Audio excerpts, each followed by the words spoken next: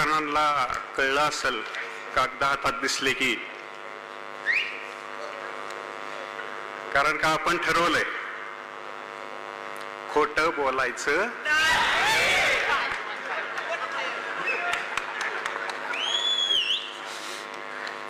आदरणीय व्यासपीठ, आपण सर्व इथं पुढे उभे असलेले सर्व सन्माननीय बार्शीकर नागरिक बंधू आणि भगिनी, बरेच दिवस आपण ह्या नगरपालिकेच्या प्रचाराच्या निमित्ताने दावे प्रतिदावे करत असताना काही गोष्टीची सत्यता आणि असत्यता पडताळणं ही काळाची गरज होती. त्यामुळं खरं तर मी सुरुवात अशी करणार होतो की आपण व्यासपीठावर उपस्थित असलेले सन्माननीय राजाभाऊ राऊत, आपल्या नगराध्यक्ष पदाचा उमेदवार सन्माननीय तेजस्विनीताई कटले, या सभेला उपस्थित असलेले सर्व आपण मान्यवर, मी जे शब्द काही भाषण करणार आहे ते आपण सर्वांनी शांत चित्ताने ऐकावं अशी मी सर्वांना विनंती करतो. आता हे थोडंसं तुम्हाला असं वाटलं असेल की हा काय राजकीय सभेचा वक्तव्य नाही, कारण का मला पण लहानपणी शाळेत 2 ऑक्टोबरला गांधी जयंतीच्या वेळेस भाषण करायला लावायचे.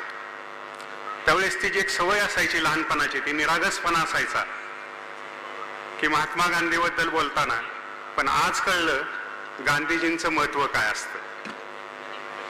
नाही ना कळलं कोणाला? 2 ऑक्टोबरला गांधीजी हे मोठेपणी झाल्यावर कळलं की गांधीजींचं महत्व काय असतं. त्यामुळं मी सुरुवातच तुम्हाला आजचा जो सध्या बार्शीकरांचा सगळ्यात महत्वाचा मुद्दा आहे की विरोधक त्याला कायमस्वरूपी सातत्याने आपल्या समोर मांडतायत की बार्शीच्या पाणी पुरवठ्याचा नेमका प्रश्न काय. खरं तर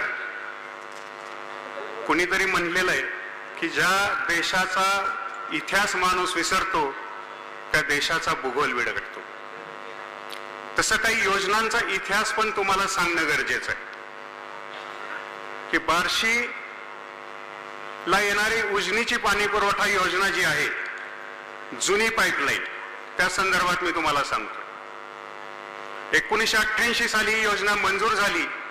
22 कोटीची योजना होती त्यावेळेस, आणि 1997 साली ही योजना कार्यान्वित झाली. या योजनेचं वैशिष्ट्य असं होतं की हे संयुक्त पाणी पुरवठा होती. त्याला कुर्डवाडीमध्ये पण पाणी पुरवठ्याचा होता. 35% पाणी कुर्डवाडीला द्यायचं आणि 65% पाणी बार्शीला यायचं. ज्या वेळेस ही योजना कार्यान्वित झाली त्यावेळेस बार्शीची लोकसंख्या आणि आत्ताची लोकसंख्यामध्ये भरपूर फरक होता. परंतु ही योजना करत असताना काही टेक्निकल चुका झाल्या आणि त्यावेळेस बार्शी नगरपालिकेकडे मेंटेनन्स करण्याची सोय नव्हती. 2010 पर्यंत या मेंटेनन्सचा सगळा खर्च बार्शी नगरपालिकेने केला, पण MGP मार्फत ही मेंटेनन्सची योजना राबवत होती. महाराष्ट्रातली ही एकमेव अशी योजना आहे की जी कार्यान्वित झाल्यापासून हिला मेंटेनन्सचा खर्च आहे. म्हणजे ही किती निकृष्ट दर्जाची पाईपलाईन केली गेली होती याचा एक अहवाल आहे. 2010 साली ज्यावेळेस पाईपलाईन अगदी निकृष्ट दर्जाची असल्यामुळे जीर्ण झाली, त्यावेळेस रिझोरेपासला एक जो पॅच आहे, ज्या ठिकाणी काळ्या मातीचा प्रमाण जास्त आहे, तिथली पाईपलाईन बदलून दुसरी टाकायची अशी एक प्रस्ताव तयार करण्यात आला आणि त्यावेळेस सत्ता साहेबांचीच होती.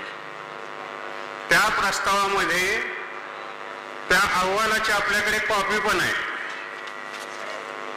त्या प्रस्तावाच्या अहवालामध्ये बार्शी नगरपालिका सांगते, साहेबाच्या काळात हा प्रस्ताव आहे, त्याचा अहवाल आहे की मुळातच ही पाईपलाईन करताना ज्या ज्या ठिकाणी टेक्निकल ट्रीटमेंट देण्याच्या गरज होत्या, की ज्या ठिकाणी काळी माती आहे तिथं वाळूचा उपयोग करणे, खाली बेसमेंट तयार करणे, अशा गोष्टी न करता गेल्यामुळं ही पाईपलाईन त्या ठिकाणी सतत गळती होते. आणि सगळ्यात दुसऱ्याचा महत्वाचा मुद्दा की सोपल साहेबांनी त्या दिवशी सांगितलं की अशी उलटी लाईन कधी येत नसते आणि आभाळातून मग पाणी आलं का. तर साहेब, त्या अहवालात स्पष्ट लिहिलेलं आहे की पाईपलाईन जी आलेली आहे त्याचं जे कपलिंग आहे ते सगळं उलट्या पद्धतीने बसवलं गेलेलं आहे. त्या अहवालाची कॉपी माझ्याकडे आहे. त्याच्यामुळं खोटं बोलायचं.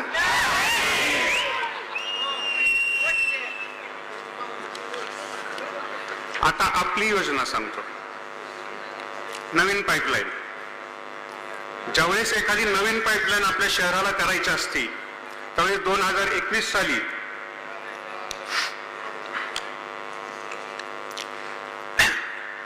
ज्यावेळेस नवीन पाईपलाईन करायची असते त्यावेळेस 2021 साली आपली सत्ता असताना आपण एक नवीन प्रस्ताव तयार केला आणि कंदर ते बार्शी ही 260 कोटीची नवीन योजना आपण या ठिकाणी प्रस्तावित केली. त्यावेळेसचे पाणीदार आमदार राजाभाऊ राऊत यांनी मुख्यमंत्री फडणवीस साहेबांकडून ही योजना मंजूर करून आणली. आता या योजनेचं वैशिष्ट्य सांगतो. मागच्या चुका ज्या साहेबांनी केल्या त्या आपण या योजनेमध्ये सुधारल्या.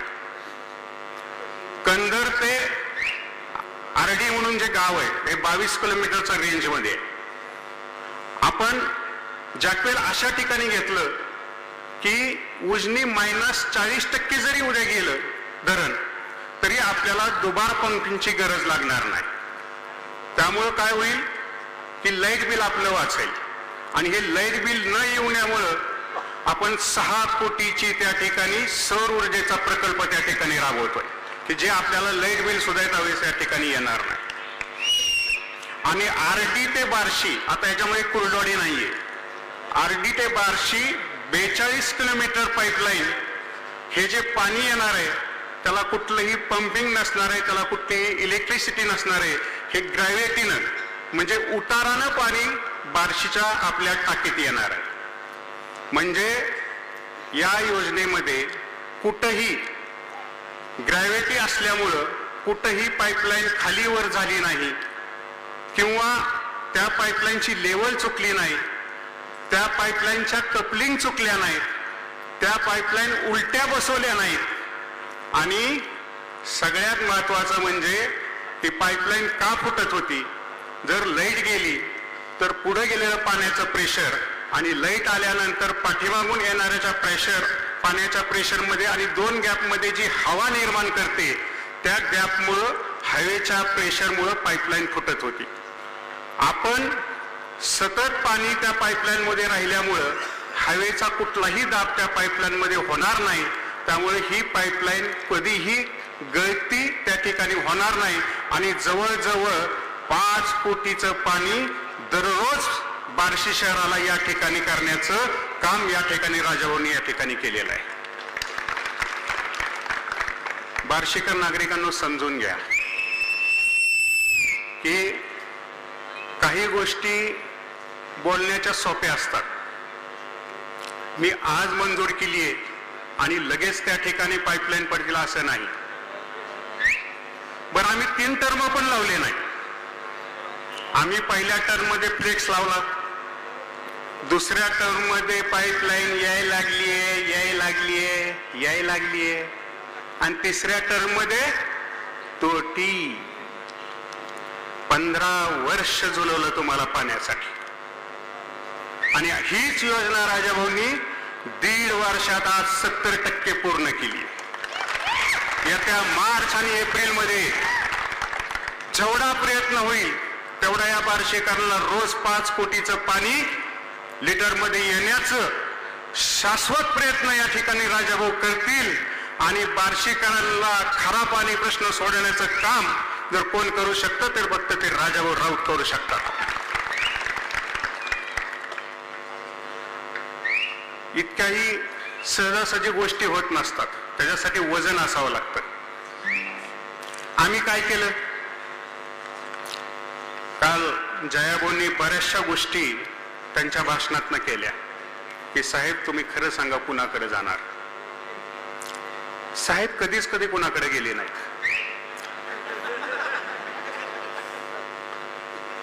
कारण का साहेबांचं कसं आहे, काय होतं, मर्यादा पडते.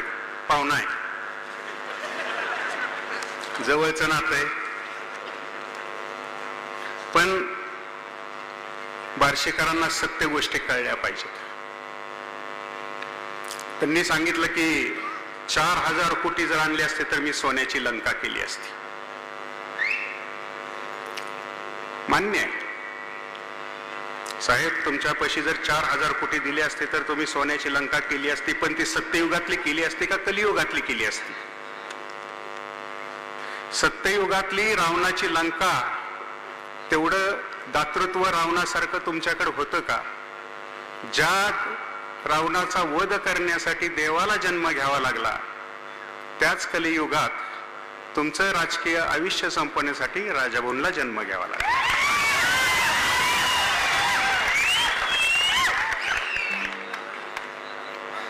त्यामुळे सोन्याची लंका वगैरे ह्या गोष्टी करू नका. बार्शीकरांना माहिती आहे झाडबुकेंची जागा आहे, देशमुखांची जागा आहे, हडपसरची प्रॉपर्टी आहे. त्या सगळ्या सोन्याच्या लंका तुम्ही कशा उभा केल्या या सगळ्या बार्शीकरांना माहिती आहे. हे आम्ही कोणी सांगण्याची गरज नाही. पण त्यांनी सांगताना विविध विकास कामे काय केली आणि 4000 कोटीची कामं मला का दिसत नाही? खर तर मला एक प्रसंग आठवतो. भगवंत महोत्सवाच्या वेळेस आपले हबप महाराज बोधले यांनी एक मध्ये त्यावेळेस राजाभाऊंची आणि सोपलांची फुगडी केली. तुम्ही फुगडी खेळला होतात, सगळ्या बार्शीकरांनी बघितलं. माझी विनंती आहे की आत्ता खरं तर वेळ आहे, बोधले का महाराजांना मी विनंती करणार आहे किंवा महाराज तुम्ही एक काम करा की हे जे विविध विकास कामं झालेले ते त्यांना दिसत नाहीत, तर राजाभाऊंना आणि साहेबांना एका गाडीवर बसवा. वयोमानाचा विचार करू, राजाभाऊ तुम्ही गाडी चालवा.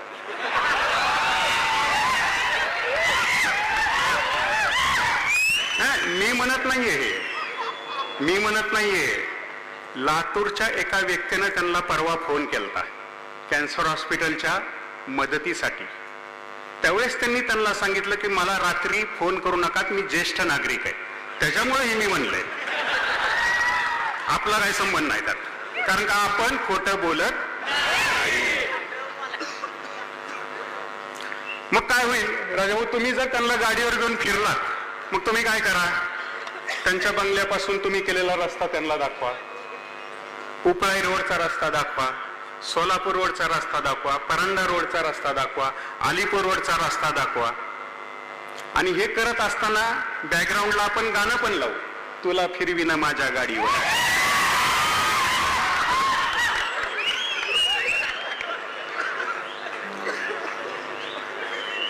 नाही रे, गाण्याचे शौकीन आहेत ते.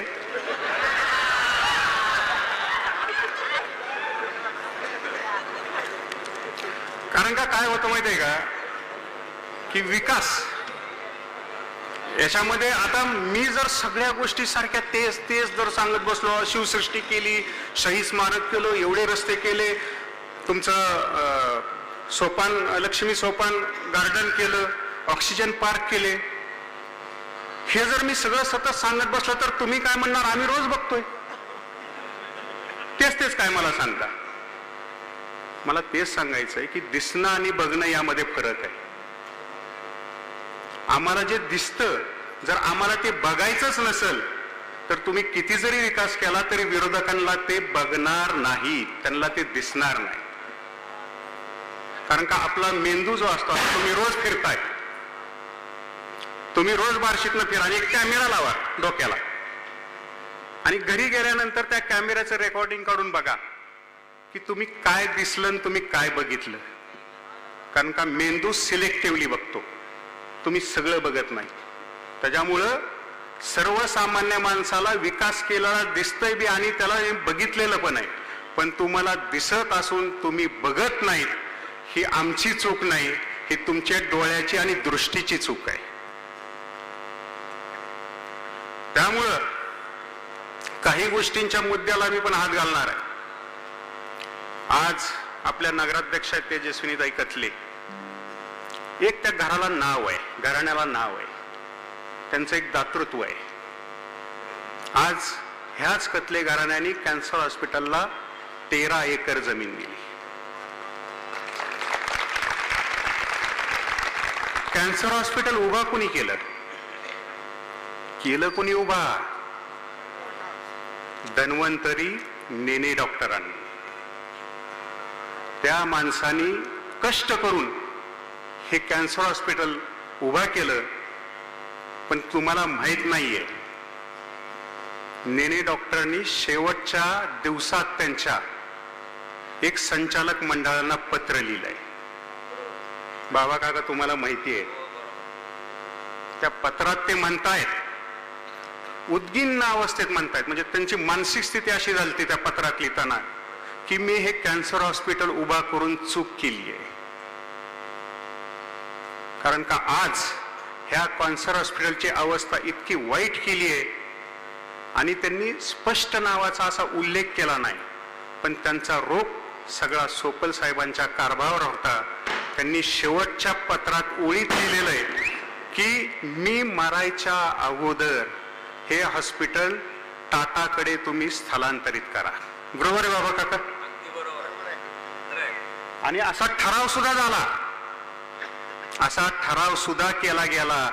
पण नंतर मात्र त्यांच्या लक्षात आलं की हिरेमठ हॉस्पिटल आपल्या हातातून निसटलंय. आता जर कॅन्सर हॉस्पिटल निसटलं तर आपल्याला भ्रष्टाचार करायला किंवा वापरायला माणसं त्या ठिकाणी राहणार नाहीत. म्हणून त्या ठरावाची पुढं कुठलीही संकल्पना पुढे नेण्यात आली नाही. ज्या माणसाने स्वतःचं रक्त आटवून ते कॅन्सर हॉस्पिटल उभं केलं, त्याच कॅन्सर हॉस्पिटलला आज हे कॅन्सर म्हणून तिथं उभं आहेत. ते कॅन्सर म्हणून लागले. ह्या कॅन्सरला आता कोणी हटवू शकत नाही तिथून. कारण का बाबा काका तुम्ही पण त्या ठिकाणी तुमची पण तेवढीच चूक आहे की ह्या गोष्टी तुम्ही सगळ्या सातत्याने जर लोकांसमोर मांडत आला असतात तर आज कॅन्सर हॉस्पिटलला फिरोज याने पत्र लिहिलेलं आहे. त्या पत्राची कॉपी पण आहे राजू आपल्याकडे, की जर एखाद्या व्यक्तीवर भ्रष्टाचाराचे गुन्हे दाखल झालेले असतील तर आम्ही त्या ठिकाणी डोनेट म्हणजे पैसा डोनेट करणार नाही, असं पण पत्र आहे. म्हणून साहेबांचे सह्याचे अधिकार काढून घेण्यात आले. कारण का त्यांच्यावर मार्केट कमिटीचा भ्रष्टाचाराचा आरोप होता, DCC बँकेचा भ्रष्टाचाराचा आरोप होता, आर्यन शुगर बुडवल्याचा आरोप होता. ह्या सगळ्या भ्रष्टाचाराच्या आरोपामुळे सह्याचे अधिकार साहेबांचे काढून घेण्यात आले. हे किती लोकांना माहिती आहे? तेच वेल्थ हेल्थ तुमची जी वर्ल्ड हेल्थ ऑर्डरनी ते सगळे मांडलेलं होतं. पण हे बार्शीकरांना कुठं माहिती आहे? हे बार्शीकरांना माहीतच नाही की नेमकं खरं काय चाललेलं आहे. भ्रष्टाचाराच्या बाबतीत तर आज आपल्यावर आरोप करतायत की बार्शी नगरपालिकेमध्ये 4000 कोटीचा भ्रष्टाचार माध्यमातून केला गेला, कामं दिसत नाहीत, ही दिसत नाहीत. सगळ्यात आश्चर्य मला कशाचं वाटतं की विश्वास भाऊ असू द्यात किंवा ते नाव काय उपनगराध्यक्ष कृष्णराज हा असू द्या, हा 5 वर्ष आपल्याबरोबर सत्तेत बसलेले. मग 5 वर्ष आम्ही संत साधू होतो गो, आणि तुम्ही गेले की आम्ही लगे डाकू झालो. हे कसलं असलं प्रकार आहे? म्हणजे 5 वर्ष आमच्यावर सत्तेत बसायचं, त्यावेळेस भ्रष्टाचार नव्हता. आणि आम्ही तसं राजू मला एक अजून शंका आहे बरं का, म्हणजे तुम्हाला विचारायचं आहे मला की विश्वासभाऊ आपल्याकडनं का गेले? मला कुणीही सांगा बरं का, कारण का मी त्याचा साक्षीदार आहे. मार्केट कमिटीमध्ये ज्यावेळेस विकास कामं होत होती ना, तुम्ही अजूनही जाऊन बघा, जे आपण हे लावतो ना बोर्ड, म्हणजे उद्घाटनाची शिल्प लावतो, कुणाच्या हस्ते म्हणजे राजाभाऊंच्या खाली विश्वासभाऊंचं नाव आहे. म्हणजे राजाभाऊ नंतर विश्वासभाऊ आपल्या पार्टीत नेते होते. 5 वर्ष उपनगराध्यक्ष मुलाला होतं. सांगेल ते टेंडरचं काम त्यांना दिलं गेलं. त्याच्यात कुणीही आडवं तिडवं काही केलं नाही, तरी विश्वासभाऊ नाराज झाले. ना अरुणदादांना कळलं, ना मला कळलं, ना बाप्पांना कळलं, ना बासुधीर बापूला कळलं की विश्वासभाऊ का गेले. माझी तर विनंती आहे राजाभाऊ की ह्याची सीबीआय चौकशी व्हायला पाहिजे.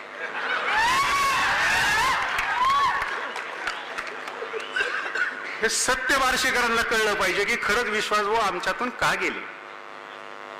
कारण पाहिजे ना काहीतरी. उगम मनात आलं की गेले, आणि मध्ये पण तसंच केलं. ती तुतारी सुटली की मशालीत गेले, मग त्याला बी काही कारण नाही. म्हणजे पवारांच्या सुद्धा लक्षात आलं नसेल की विश्वासभाऊ आपल्यापासून नाराज कधी झाले. अख्खा महाराष्ट्र आहे की ज्या व्यक्तीला, मी एक कल्पना सांगतो राजाभाऊ, एक लेख आलता लोकसत्ताला पूर्वी, हरिश्चंद्र ते तारामती आणि शरश्चंद्र ते बारामती. ह्याचा पॉइंट असा होता त्यातला की हरिश्चंद्राच्या स्वप्नात एक साधू येतो आणि तो हरिश्चंद्राला म्हणतो की तुझं राज्य मला दान कर, आणि हरिश्चंद्र ते स्वप्नात त्याला दान करतात. दुसऱ्या दिवशी खरंच साधू तो प्रत्यक्ष येतो आणि तो हरिश्चंद्राला म्हणतो की राजा, तुम्हाला काल स्वप्नात दान केलेलं आहे, तुझं राज्य आज तुम्हाला ते राज्य दान कर. आणि हरिश्चंद्र ते राज्य खरोखर त्या साधूला दान करतो. पण शरद पंतजी पवार साहेब हे हकीकत म्हणजे सत्यातलं सुद्धा दान स्वप्नात पण कधी पूर्ण करत नाहीत. म्हणून ती कथा होती की स्वप्नात हरिश्चंद्र दिलेले दान म्हणजे हरिश्चंद्र ते तारामती आणि शरदचंद्र ते बारामती. अशा व्यक्तीला ह्या माणसानी एका रात्रीत तो तारेहून मशालीवर उडी मारली. आता मशालीवर उडी मारल्यानंतर जळणारच. तिचं अग्नीचं काम आहे, कर्तव्य आहे, ती तिचं दाखवणार काम. कारण का मशाल कोणी घेतली होती हातात? साहेबांनी. आणि साहेब कसं कुणाला कधी चटकं देईल त्याच्यामुळे तुम्ही नीट बघा आजच्या त्यांच्या विरोधकांच्या उमेदवाऱ्या कशा पद्धतीनं पडत गेल्यात. बरोबर सोपल साहेबांनी विश्वासभाऊंना त्या चक्रव्यूहात अडकून टाकलं. म्हणून माझी विनंती आहे की आजच्या बार्शीकर नागरिकांना हे राजकारण चालत राहील. सत्तेत येतील, सत्तेत जातील. आज राजाभाऊ राजकारणात असतील, उद्या नसतील.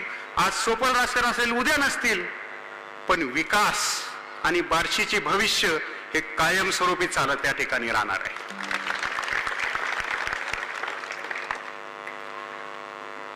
अवैध धंद्याबद्दल पण बोलले. अवैध धंद्याबद्दल, अवैध धंदे 35 वर्ष मी आमदार आहे, तरी मला बार्शीतलं कळलं नाही की कुठं दारूचे धंदे आहेत, कुठं काय कुठं काय कुठं काय. एखाद्या आमदाराला 35 वर्ष आमदाराला आपल्या शहरात अवैध धंदे चालू आहेत हे कळलं नाही. बरं ह्यांचं कसं आहे, ह्यांच्यापाशी असले ना कुणी असू द्या, तो गुटखेवाला असला तर तो सुगंधी पान मसावाला असतो, आणि ह्यांच्यापासून गेला की तो गुटखेवाला होतो. असं ते दोन तोंडी मांडूळ असतं का नाही, म्हणजे इकडं पण जातं तिकडं पण जातं. तसं साहेबांचं काम आहे. ते दोन तोंडी मांडूळ आहे, ते दोन्ही बाजूनी बोलतं. आणि एक लक्षात घ्या, सोपल साहेबांचं जर आमदारकीचं जर राजकारण सोडलं तर त्यांना बाकीच्या कुठलाही ह्याच्यात इंटरेस्ट नसतो. ते एन्जॉय करतात बाकीच्यांचं राजकारण, दुसऱ्याला अडकवतात, दुसऱ्यांवर कर्जाचे बोजे करतात. आणि सावकारकीबद्दल बोलले, बार्शीच्या सावकारकीबद्दल बोलले. एक क्लिप फिरतीये की सावकारकीमुळं हे झालं. अरे गडात एवढा मोठा सावकार आहे.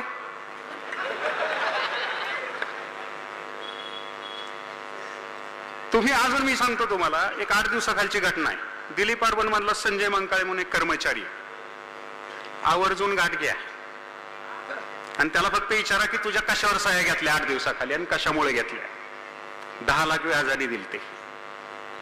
करोना काळात 21 लाख फेडले आणि आता तो अडचणीत आल्यामुळे तो पैसे देऊ शकत नाही म्हणून 8 दिवसाखाली त्याची प्रॉपर्टी लिहून घेतली. आणि कुणी घेतली त्याला विचारा. त्याच्यामुळं दुसऱ्यावर एक बोट करताना तुमच्याकडे पण 4 बोट असतात, एवढं या ठिकाणी तुम्ही खानकावून बार्शीकरांनाही कळलं पाहिजे आणि त्यांनी सांगितलं पाहिजे. मी रावसाहेब मनगिरे म्हणून बोलत नाही, मी एक बार्शीकर म्हणूनच बोलतोय.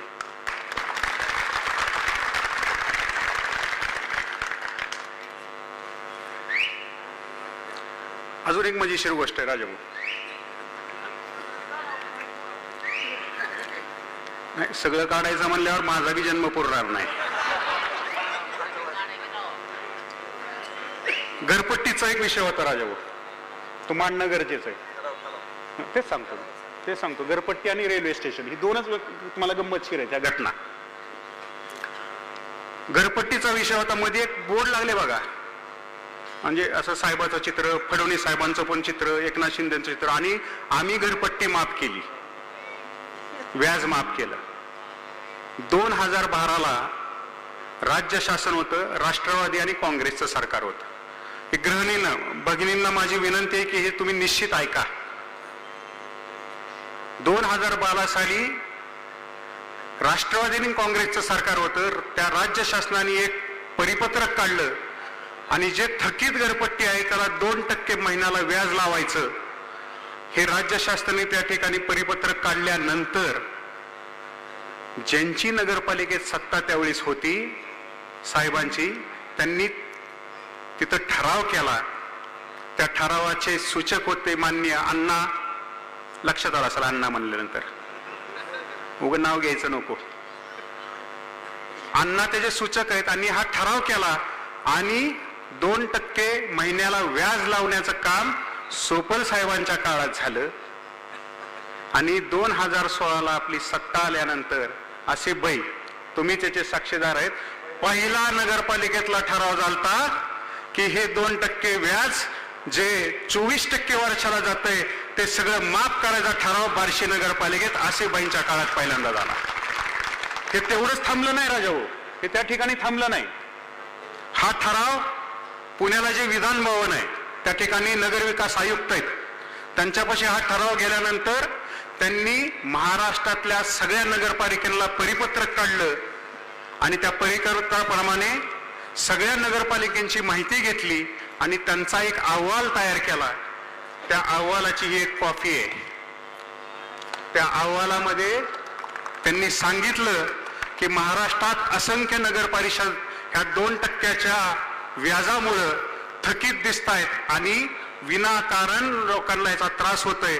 हा अहवाल तयार करताना बार्शी नगरपालिकेचा त्या ठरावाचा उल्लेख आहे. तो ठराव मुंबईला पाठवला आयुक्ताला. मुंबईच्या नगरविकास आयुक्तांनी ह्या सगळ्यावर विचार करून मंत्रिमंडळाच्या बैठकीमध्ये आत्ता जी व्याज सवलत अभय योजना आणली, अजून व्याज पूर्ण माफ झालेलं नाहीये, फक्त अभय योजना आहे, ही आणली. तरी सुद्धा परवा मध्यंतरीच्या काळात राजाभाऊंनी सांगितलं की जितका जास्त प्रयत्न करून आपण ही घरपट्टी व्याज माफ करण्याचा आपण या ठिकाणी प्रयत्न करू. फडणवीस साहेबांकडे जाऊ, सगळ्या ठिकाणच्या नगर परिषदेचे ठराव आपण गोळा करू आणि त्याप्रमाणे आपण या ठिकाणी पुढे जाऊ. हे काम बोलतंय, हे काम कळतंय. उगाच मी कुठलं तरी विधानसभेत जायचं आणि सांगायचं की मी बोललो असं नाही, आम्ही ते केलंय. म्हणून माझी त्या बार्शीकर नागरिकांना विनंती आहे की आज वेळ आहे ठरवायची. विकासाचं दुसरं पर्व आपल्याला या ठिकाणी चालू करायचं. हे झाला विकास हा खरा आहे, पण पुढं काय करायचं? तीर्थक्षेत्र आराखडा आहे, नवीन बस स्टँड होणार आहे, इथं भक्त निवासाचं काम चालू आहे. ह्या सगळ्या गोष्टी कुणासाठी करायच्यात? आज पुढच्या पिढीला आपण काहीतरी देणं लागतोय, काहीतरी करतोय, म्हणून आपल्याला या सगळ्या गोष्टी करायच्या. मी शेवटचा फक्त एक किस्सा सांगतो आणि थांबतो. की बाळांनो, तुम्हाला माहीत नाहीये की आजची जी तरुण पिढी आहे ह्यांना ना यांची दहशत माहिती आहे किंवा काय माहिती आहे. पण रेल्वे स्टेशनचा एक मी तुम्हाला किस्सा सांगतो की रेल्वे स्टेशन बार्शीत कशा पद्धतीनं आलं. पहिल्यांदा रेल्वे स्टेशन कुठं होणार होतं? सोलापूर रोडला, विश्वास भाऊंच्या जागेत. त्यावेळेस विश्वास भाऊ विरोधात होते सोपलांच्या, म्हणून सोपलांनी एक पत्र रेल्वेला दिलं आणि तिथलं कॅन्सल झालं. म्हणून परत ते पत्र स्टेशन कुठे गेलं? आरणगाव रोडला आलं. आरणगाव रोडला आलेल्या 2012चा ठराव आहे, त्यांच्या काळातला हा ठराव आहे. परत सोपलांनी ठराव केला नगरपालिकेत की आरणगावचं पण रेल्वे स्टेशन त्या ठिकाणी होऊ नये. मग आता मला सांगा की सोपल साहेबांकडे गाड्या आहेत, सोपल साहेबांना काय रेल्वेने जायची गरज नाही, ते विमानातनं जाऊ शकतात, एसटीतनं तर त्यांचा विषय येत नाही. मग सर्वसामान्य नागरिकांनी जायचं कसं? शेवटी विलासराव देशमुख मुख्यमंत्री होते, त्यांनी राजाभाऊंना बोलवून घेतलं, जर राजाभाऊ तुम्ही ह्यात लक्ष घातलं नाही तर मी बार्शीला बायपास करून रेल्वे, लातूर आणि मुंबई रेल्वे मी घेऊन जाईल. आणि त्यावेळेस राजाभाऊंनी मोठा प्रयत्न केला. त्याच्यामध्ये 2 वकिलांचा ऍक्सिडेंट झाला राजाभाऊ कुर्डवाडीजवळ. हायकोर्टात आपण पिटिशन दाखल केलं आणि त्यावेळेस मी नगरसेवक होतो. तो ठराव होत असताना मी शेवटी म्हणलं की ज्या नगरपालिकेला अधिकारच नाही असे ठराव करण्याचे, की रेल्वे स्टेशन कुठं म्हणजे केंद्राची योजना आणि बार्शी नगरपालिका ठराव करते, मग म्हणलं इथून पुढे देशाचा कारभारच बार्शी नगरपालिकेने करावा. म्हणजे सगळे ठराव बार्शी नगरपालिकेने करायचे आणि पंतप्रधानांनी ते मान्य करायचे. अशा प्रकारचे खोड्या घालण्याचं काम सुद्धा या ठिकाणी ह्या साहेबांनी केलं. आणि विश्वास भाऊंच्या बाबतीत अजूनही सांगतो की ज्या ज्या वेळेस विश्वास भाऊ पलटले त्या वेळेस विश्वास भाऊ पालते पण झाले. म्हणून माझी विनंती आहे की राजकारणात येत असताना एक वैचारिक पद्धत असती, एक विचाराची ठेवण असती.